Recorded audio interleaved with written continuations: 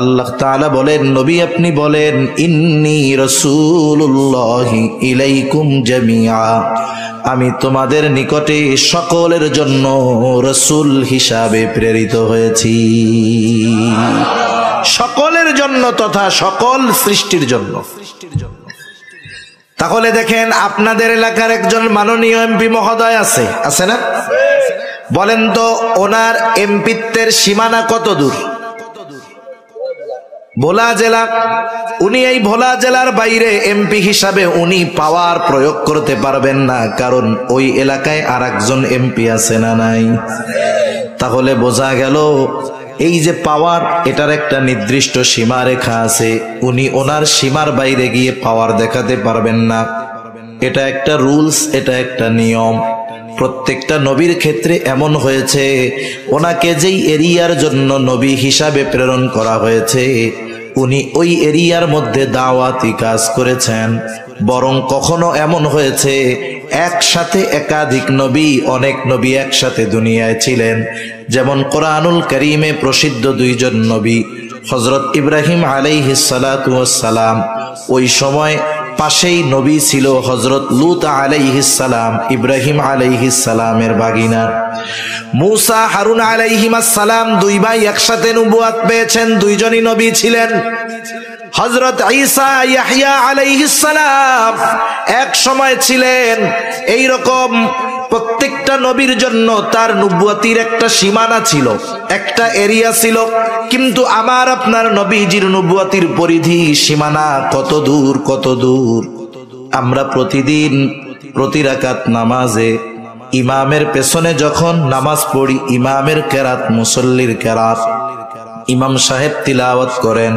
আমি আপনি যখন একা নামাজ পড়ি, সুন্নাত পড়ি, বিতির পড়ি, নফল পড়ি, আমিও আপনি তিলাওয়াত করি। তার মানে জামাতে পড়ি আর একাকি পড়ি, প্রত্যেক নামাজে সূরা ফাতিহা আছে কি নাই? সূরা ফাতিহার প্রথমেই আমরা বলি আলহামদুলিল্লাহি রাব্বিল আলামিন। আমরা বলি সকল প্রশংসা আল্লাহর জন্য, যিনি রব্বুল আলামিন, যিনি জগৎ সমূহের প্রতিপালক। আলম এক বচন, আলামিন বহু বচন, তার মানে জগৎ একটা নয়, অনেক। সব জগতের রব, প্রতিপালক যিনি, তিনি কে? তাহলে আল্লাহ হলেন রব্বুল আলামিন। ওই আল্লাহ আমার আপনার নবীজির ব্যাপারে ঘোষণা দেন। আল্লাহ তাআলা বলেন, ওয়ামা আরসালনাকা ইল্লা রাহমাতাল লিল আলামিন। আল্লাহ তাআলা বলেন, আমি আপনাকে শুধুমাত্র জগৎ সমূহের রহমত হিসাবে প্রেরণ করেছি। তার মানে আল্লাহ হলেন রব্বুল আলামিন, আর আমার আপনার নবীজি হলেন রহমাতুল লিল আলামিন।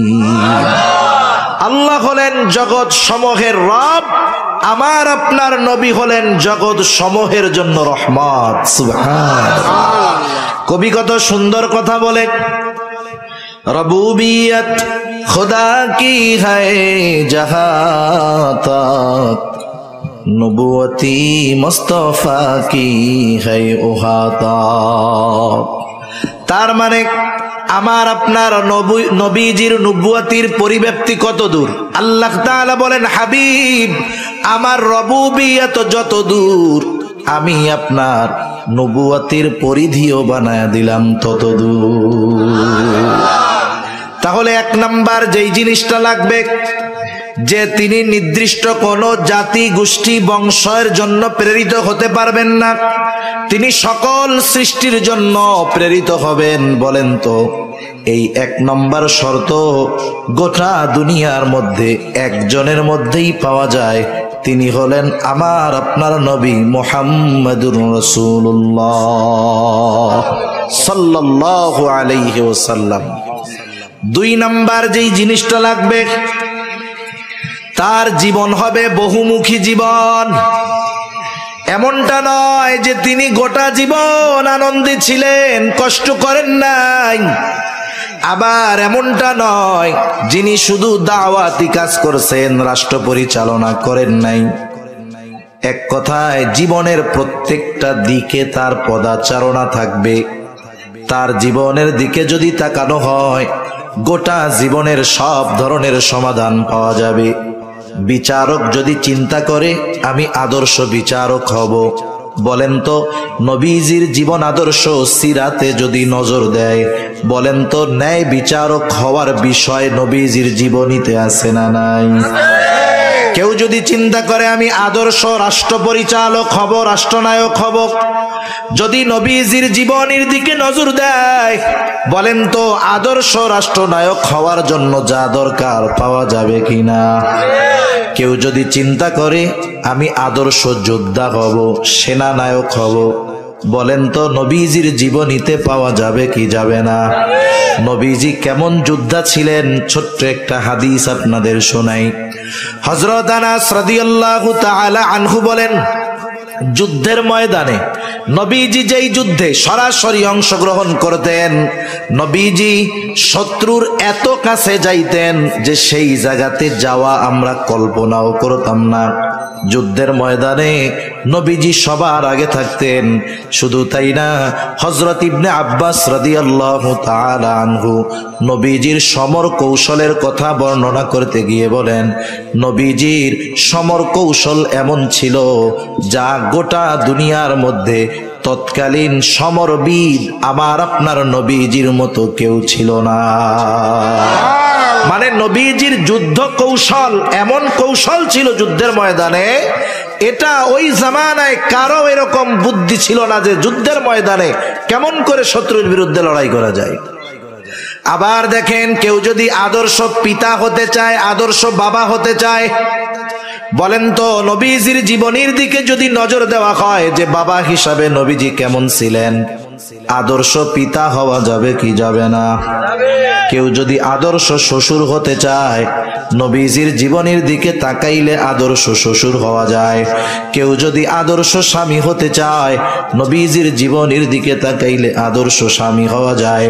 তার মানে নবীজির জীবন একমুখী নয়, বহুমুখী, এবং প্রত্যেকটা জায়গায় নবীজি সর্বোচ্চ সফলতার উদাহরণ রেখে গিয়েছে।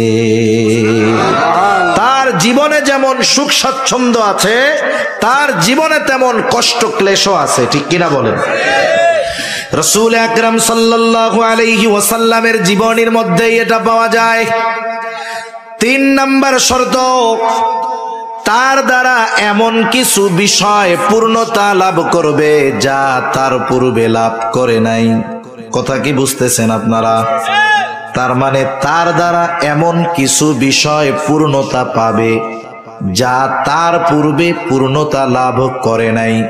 এখন আসেন, আমার আপনার নবীর দ্বারা এমন কোন বিষয়গুলো পরিপূর্ণতা লাভ করছে যা আমার আপনার নবীর আগে পরিপূর্ণতা পায় নাই? একটু খেয়াল দিয়ে শুনি। 1 নাম্বার, আমার আপনার নবীর দ্বারা আল্লাহ তাআলা শরীয়তকে পূর্ণতা প্রদান করেছে। শরীয়তের পূর্ণতা আমার আপনার নবীর মাধ্যমে আসছে। আল্লাহ রাব্বুল আলামিন জানায় দেন, আল্লাহ তাআলা বলেন, আল-ইয়াওমা আকমালতু লাকুম দীনাকুম ওয়া আতমামতু আলাইকুম নি'মাতি ওয়া রাদিতু লাকুমুল ইসলাম দীনা। আল্লাহ তাআলা বলেন, আল-ইয়াওমা আকমালতু লাকুম দীনাকুম ওয়া আতমামতু আলাইকুম নি'মাতি, আজকে আমি তোমাদের জন্য, ওয়া আতমামতু আলাইকুম, আমি তোমাদের জন্য দিনকে পরিপূর্ণ করলাম। আল-ইয়াওমা আকমালতু লাকুম দীনাকুম, আমি তোমাদের জন্য তোমাদের দিন তথা জীবন ব্যবস্থাকে পরিপূর্ণ করলাম। এই আয়াতের ব্যাপারে একটা ঘটনা আছে। একদিন এক ইহুদি খলিফাতুল মুসলিমিন হযরত ওমর রাদিয়াল্লাহু তাআলা আনহুর কাছে আসছে। আসার পরে বলে, ও খলিফাতুল মুসলিমিন, আপনাদের কোরআনের মধ্যে এমন একটা আয়াত আছে যেটা আল্লাহ তাআলা আপনাদের নবীর উপরে নাজিল করেছে। ওই আয়াতটা যদি মূসা নবীর উপরে নাজিল হইতো, যেই দিন নাজিল হতো ওই দিনটাকে আমরা ঈদের দিন বানায় নিতাম।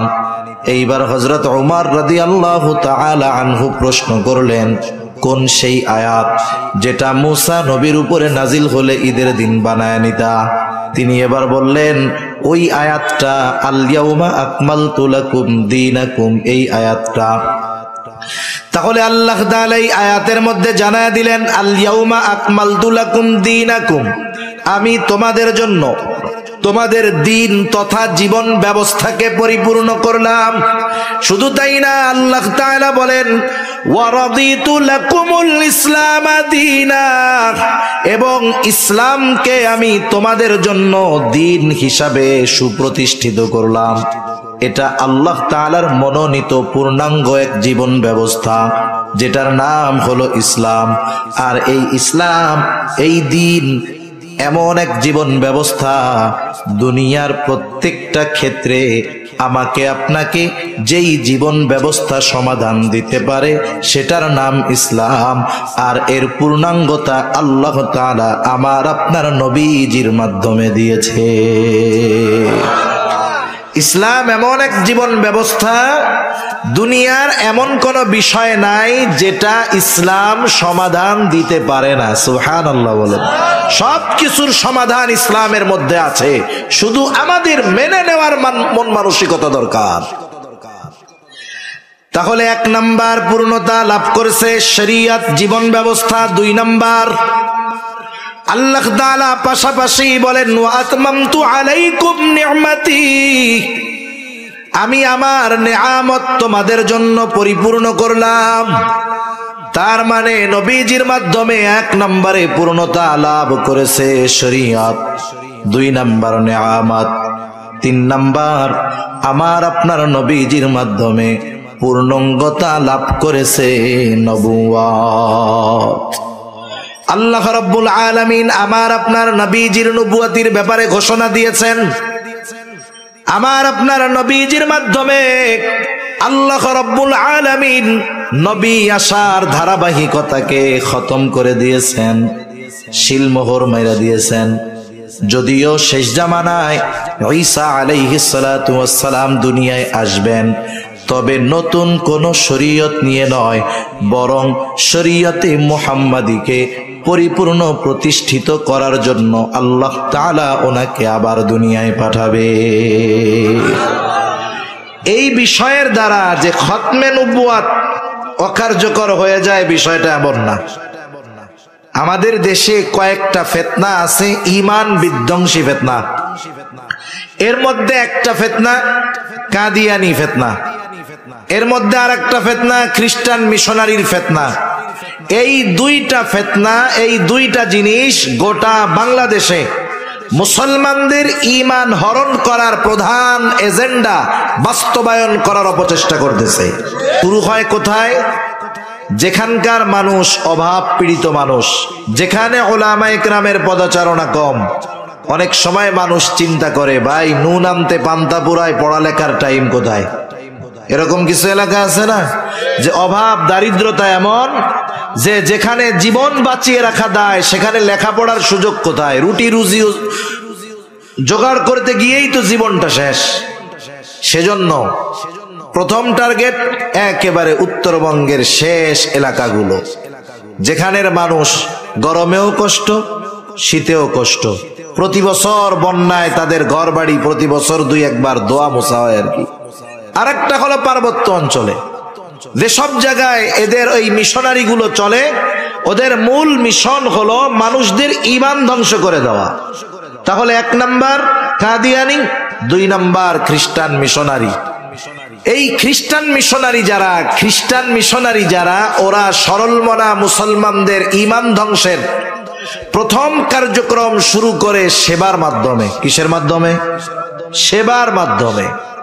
কারণ উত্তরাঞ্চলের এমন এমন জায়গা এখনো আছে কল্পনাতীত বিষয়, সেসব জায়গায় মানুষ সহজে যাইতে পারে না, যাইতে চায় না। একেবারে দুর্গম এলাকায় চরের মধ্যে দিয়া, বালুর মধ্যে দিয়ে হেঁটে হেঁটে 15, 20, 25 কিলো দূরে গিয়ে একটা জনপদ, জনবসতি। না যায় গাড়ি, না যায় নৌকা। এখন 20-25 কিলোমিটার 30 কিলোমিটার ওই বালুর মধ্যে পায়ে হাইটা যদি আমাদের যাইতে বলেন, যাওয়ার আগে বালুর মধ্যে শেষ হয়ে যেতে হবে। ওরা গিয়ে ওই সব অঞ্চলে, ওর টাকা পয়সার অভাব নেই। আমাদের মুসলমান সম্প্রদায় যারা, গোটা দুনিয়ায় মুসলমান যারা আছে, আমাদের সম্পদ হইলে আমরা বিলাসিতা করার চেষ্টা করি। দেখেন না, শুনেন না মাঝে মধ্যে যে আরব দেশের অমক প্রিন্স অমক দেশে সফরে গেছে, যাওয়ার সময় সে সিঁড়ি নিয়ে গেছে, স্বর্ণের সিঁড়ি, আবার বাথরুম করবে কমোড বানায় নিয়ে গেছে, স্বর্ণের কমোড।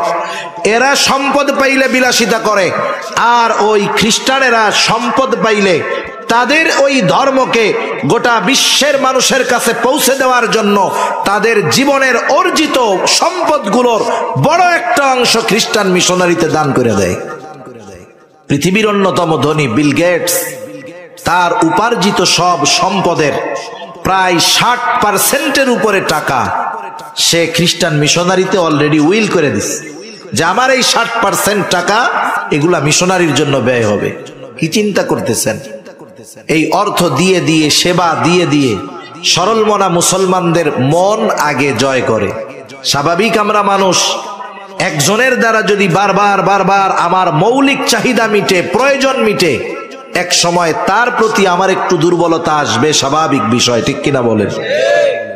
আর স্বাভাবিক প্রত্যন্ত অঞ্চলের মানুষ শিক্ষার ব্যাপারে কমতি থাকে, দ্বীনের ব্যাপারেও কম জানে, দুনিয়ার ব্যাপারেও কম জানে।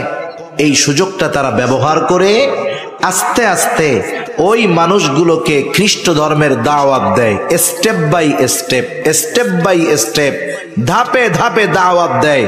এই সময় তারা আমাদের নবীজির ব্যাপারে এ কথা বলে যে, শোনো, তোমাদের হুজুররা বলে তোমাদের পরে নাকি, নবীজির পরে নাকি আর কোনো নবী আসবে না, তাই ঈসা আলাইহিস সালাম দুনিয়ায় আসবে, তোমাদের হুজুররা এই কথাও বলে না?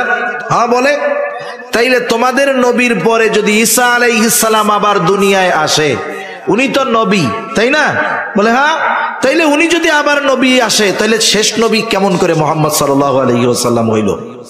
মূর্খ মানুষ বোঝে না, তখন চিন্তা করে, হয় এটা তো বাস্তব, ঈসা আলাইহিস সালামও তো নবী, আমাদের নবীও নবী। এই যে তাহলে ঈসা আলাইহিস সালাম যদি আমাদের নবীর পরে আসে নবী হিসাবে, তাইলে তো উনি তো নবী। মুহাম্মদ সাল্লাল্লাহু আলাইহি ওয়াসাল্লামের পরে আসলো। এখন আস্তে আস্তে অজ্ঞতার কারণে প্রথমে মাথার মধ্যে সংশয় ঢুকায়া দেয়, সংশয়। এরপরে আস্তে আস্তে হয়তো আরো কিছু কথার পরে সেও বিশ্বাস করে নেয় যে ঈসা আলাইহিস সালাম শেষ নবী। নাউযুবিল্লাহ। ঈসা আলাইহিস সালাম শেষ সময়ের ত্রাণকর্তা হবেন। তার ঈসাই ধর্মের উপরে যারা থাকবে তাদেরকে তিনি মুক্তির ব্যবস্থা করে দিবেন। এই ধরনের ভ্রান্ত বিশ্বাসে বিশ্বাসী করে সরল মনা মুসলমানদের ঈমান হরণ করা এদের দায়িত্ব। এখন আমি কি জন্য এই কথাটা বললাম, পরেও কাজে লাগবে। মনে করেন একটা অনুষ্ঠান শুরু হবে 10টায়, কয়টায়? আপনাদের এইখানে হয়তো যে ব্যক্তি, এক ব্যক্তি আছেন যে যিনি সবার আগে আইসা বসছেন, একজন আছে না যে তো আসছে সবার আগে। মনে করেন আধা ঘন্টা বসার পর উনি যে কোনো কারণ বশত একটু জরুরত সারতে গেলেন। জরুরত সারার পরে উনি যখন আসলেন, আইসা দেখলেন যে 500 মানুষ হয়ে গেছে। উনি 500 মানুষের পরে আবার আসলেন, আসছিলেন সবার মধ্যে ছিলেন না। আবার যখন আসলেন তখন দেখেন কি লোকজন ভরপুর। এই লোকের ব্যাপারে কি বলবেন যে উনি সবার লাস্টে আসছে? উনি আসছে কখন? সবার আগে। কখন আসছে বলেন না? ঈসা আলাইহিস সালাম আমার আপনার নবীজির আগে দুনিয়ায় আসছেন। আল্লাহ তাআলা ওনাকে কারণবশত তুলে নিয়ে গেছেন আসমানে, উনি ওইখানে আছেন। আবার আল্লাহ তাআলা ওনাকে দুনিয়াতে পাঠাবেন। কেন পাঠাবেন? নতুন কোন শরীয়ত দিয়ে নয়, নতুন কোন জীবন ব্যবস্থা দিয়ে নয়, বরং এই শরীয়তকে বিশ্বব্যাপী প্রতিষ্ঠার দায়িত্ব নিয়েই তিনি দুনিয়ায় আসবেন। কাফেরদেরকে সমূলে নির্মূল করার মিশন নিয়েই তিনি দুনিয়ায় আসবেন। আল্লাহ তাআলা ওনাকে পাঠিয়েছেন আমার আপনার নবীজির আগে, কারণবশত উঠায় নিয়েছেন।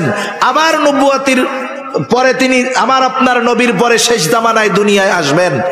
উনি আবার আসার কারণে এ কথা বলার সুযোগ নাই উনি শেষ নবী। বলার সুযোগ আছে? কারণ ওনার মূল আগমন ঘটছে আগে, ওটাকেই ধর্তব্য হবে।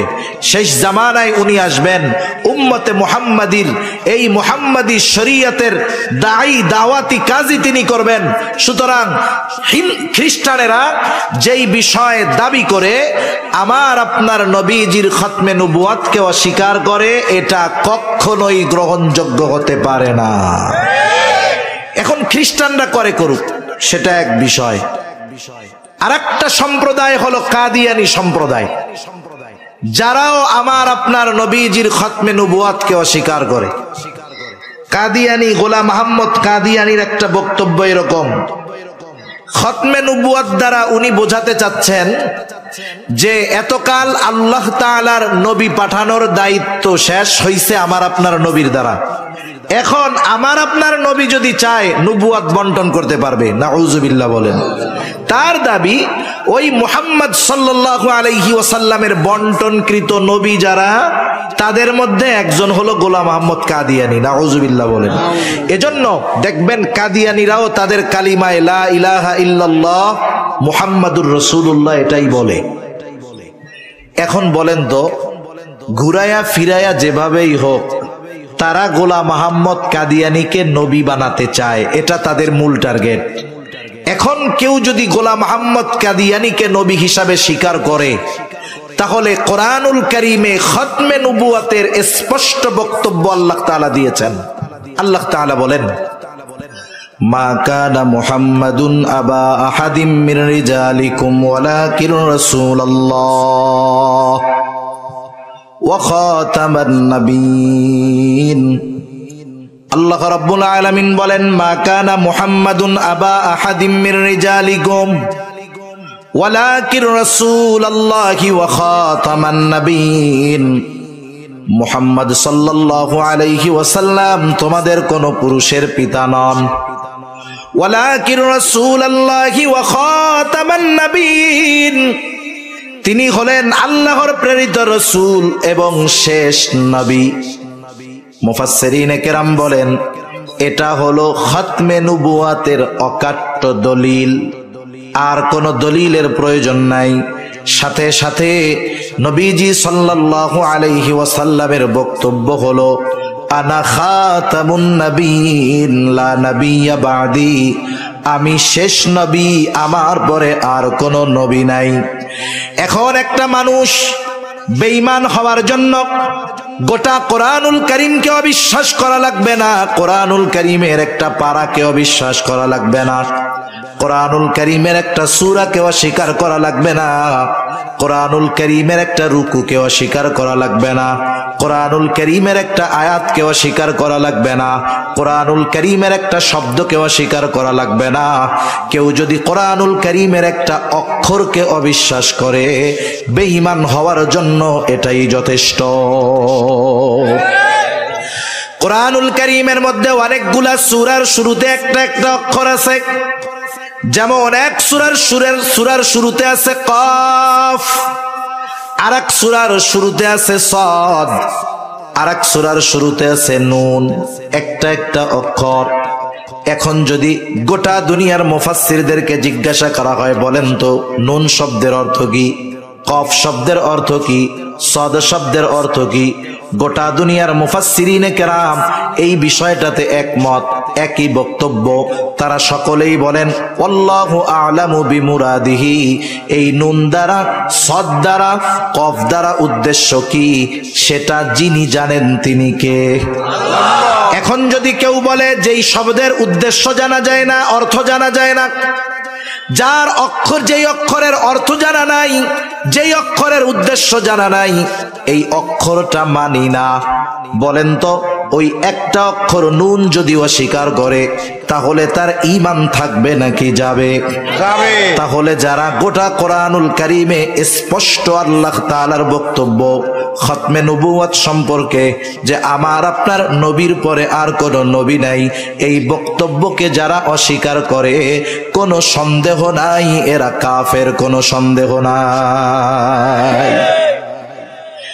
এখন প্রশ্ন হতে পারে, হুজুর দলিলের আলোকে বুঝলাম এরা কাফের, যে কাফের সে কাফের, লাল তো লাল, কালো তো কালা, সাদা তো সাদা। এর জন্য আবার আপনার সরকারের কাছে কেন আপনারা দাবি করেন যে রাষ্ট্রীয়ভাবে কাফের ঘোষণা করে দেওয়া হবে? প্রশ্নের জবাব অনেক মানুষ কিন্তু বোঝে না। অনেক মুসলমান নামাজি তারাও এই বিষয়টা উত্থাপন করে বসে, বলে হুজুর ওরা তো কাফের আমরা জানি, তবে আবার রাষ্ট্রীয়ভাবে ঘোষণা দেওয়ানোর দরকার কি? এর জন্য আপনারা আন্দোলন করেন, রক্ত দেন, চিল্লাচিল্লি করেন, কারণটা কি? তাদেরও এই প্রশ্নের জবাবে কথা বলা যায় যে শোনেন, বিষয়টা তো এই রকম, নাগরিক হিসাবে প্রত্যেকটা মানুষ রাষ্ট্রীয় সুযোগ সুবিধা ভোগ করবে, আমাদের কোনো বাধা নাই। আমাদের বাংলাদেশে অন্যান্য ধর্মের লোক ধর্মীয় পরিচয় নিয়ে বসবাস করে, আছে না নাই? হিন্দু ভাইরা বসবাস করতেছে, রাষ্ট্রীয় সুযোগ সুবিধা ভোগ করতেছে। আমরা কোনোদিন বলি নাই হিন্দুদের এই সুবিধা দেওয়া যাবে না, বলছি নাকি? খ্রিস্টানদের দেওয়া যাবে না, বলেছি নাকি? বৌদ্ধদের দেওয়া যাবে না, বলছি নাকি? তাইলে কাদিয়ানীদের ব্যাপারে এত কঠোর কেন? ইউসুফ লুধিয়ানি রহমাতুল্লাহি আলাইহি এই কাদিয়ানীদের ব্যাপারে বলেন, সাধারণ কাফের আর কাদিয়ানি কাফের এই দুইটা কিন্তু এক ধরনের নয়। সাধারণ কাফের পরিচয় নিয়েই তারা কাফের, আর ওই কাফের কাদিয়ানি কাফের তারা তাদের পরিচয় গোপন করে কাফের। এরা আরেকটু জঘন্য। আরেকটু জঘন্য কি? এরা এদের পরিচয়কে প্রকাশ করে কুফুরিকে ইসলামের আলোতে আলোকিত করতে চায়। ওরা ওদের কুফুরিটাকে ইসলাম হিসাবে প্রতিষ্ঠিত করতে চায়। এই দৃষ্টিকোণ থেকে উনি কাফের তিন ধরনের হতে পারে বলে বলেছেন। এক নাম্বার কাফের, যে নিজের কুফুরিকে প্রকাশ্যভাবে স্বীকার করে, যেমন একজন হিন্দু, বৌদ্ধ, খ্রিস্টান, আমাদের ধর্মীয় আলোকে তারা কাফের, ঠিক কিনা বলেন? আর এক দল হলো কুফুরি গোপন করে, এরা হলো মুনাফিক। কুফুরি গোপন করে ইসলামকে দেখায় যে আমি মুসলমান নামাজি, এরা মুনাফিক। আর এক দল, এরা কুফুরি গোপন করে ওই কুফুরিকে ইসলাম হিসাবে প্রতিষ্ঠিত করতে চায়। এই তৃতীয় অবস্থা হলো কাদিয়ানীদের। এই জন্য এরা সাধারণ কাফের এবং মুনাফিকদের চাইতে বেশি জঘন্য। এখন প্রশ্ন হলো, আমাদের প্রত্যেকের পরিচয়ের মধ্যে লেখা থাকে দেখবেন, বাপের নাম, দাদার নাম, তারপরে কোন দেশি মানুষ, বাংলাদেশি, ধর্ম কি, ইসলাম, আমরা লিখি সুন্নি ব্রাকেটে, ঠিক না? ওরাও নিজেদেরকে নিজেদের পরিচয়ের মধ্যে মুসলিম হিসাবে পরিচয় প্রদান করে। এখন বলেন, ওই খতমে নবুয়াতকে যারা অস্বীকার করে তারা কি মুসলিম না অমুসলিম? আমরাও বলি তারা সকল সুযোগ সুবিধা গ্রহণ করবে, তবে মুসলিম পরিচয়ে নয়, অমুসলিম পরিচয়ে, ঠিক কিনা বলেন? কাদিয়ানীরা কেমন কাফের? এরা ইসলামের ব্যানার নিয়ে কুফুরি করতেছে। যেমন একজন মদ বিক্রয় করে, মদকে মদ বলে, বাজারে মদের দোকান ঝুলায় রাখছে, সাজায় রাখছে, লেখা আছে মদ। সে বিশ্বাস করতেছে মদ, ক্রেতা মদ মনে করেই মদ কিনতেছে, কবিরা গুনাহ, কোনো সন্দেহ নাই। কিন্তু কাদিয়ানীদের সিস্টেমটা কি? ওরা মদের বোতলে লেবেল লাগায়া দিছে মা উ জমজম। বোতলের মধ্যে আছে কি? মদ। ইসে দিছে কি? জমজমের পানি। কথা বোঝা গেছে?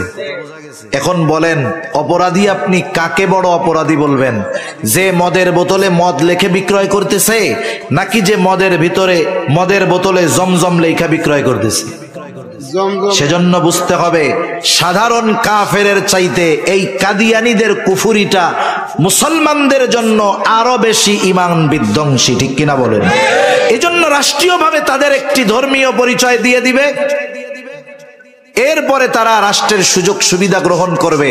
আমাদের কোনো আপত্তি নাই। আপত্তি ওই জায়গায় যে তারা সমাজে বসবাস করবে মুসলিম পরিচয়ে নয়, বরং কাফের পরিচয়ে, ঠিক কিনা বলে? নবীজির খতমে নবুয়াত সংরক্ষণ করার জন্য মুসলমানদের তৈয়ার থাকতে হবে। কারণ এই খতমে নবুয়াতের উপরে বারবার আঘাত আসতেছে। আমাদের দেশে কাদিয়ানীরা আস্তে আস্তে তাদের নেটওয়ার্ক ছড়ায় ফেলতেছে। আফসোস তো লাগে তখন যে উম্মতে মুহাম্মাদি নবীজির উম্মত আরেক উম্মত যখন নবীজির খতমে নবুয়ত সংরক্ষণের জন্য ময়দানে নামে, আরেক মুমিন যখন গুলি চালায়, তখন এর চাইতে কষ্টের আর কিছু থাকে না, ঠিক কিনা বলেন? সেজন্য দেখেন এই কাদিয়ানীরা চেষ্টা করেছিল ৩, ৪, ৫ পঞ্চগড়, এটা কাদিয়ানীদের একটা ঘাঁটি, বিশাল এরিয়ার পর এরিয়া তারা কিনে ফেলছে। গোটা বাংলাদেশের টাকা পয়সাই তো কাদিয়ানীরা সব নিয়ে যাইতেছে, বুঝেন? কাদিয়ানীদের পণ্য ঘরে ঘরে পৌঁছায় গেছে। তাদের নেটওয়ার্কিং সিস্টেম কতটা বিস্তৃত। তারা এই ৩ দিন ইজতেমা করতে চেয়েছে। মুসলমান হয়তো আমলের দিক দিয়ে ত্রুটি আছে, কমতি আছে, কিন্তু কিছু বিষয় আছে সেই সব জায়গায় যখন কেউ আঘাত করে, বেনামাজিও তখন বসে থাকতে পারে না ঈমানের কারণে, ঠিক কিনা বলেন?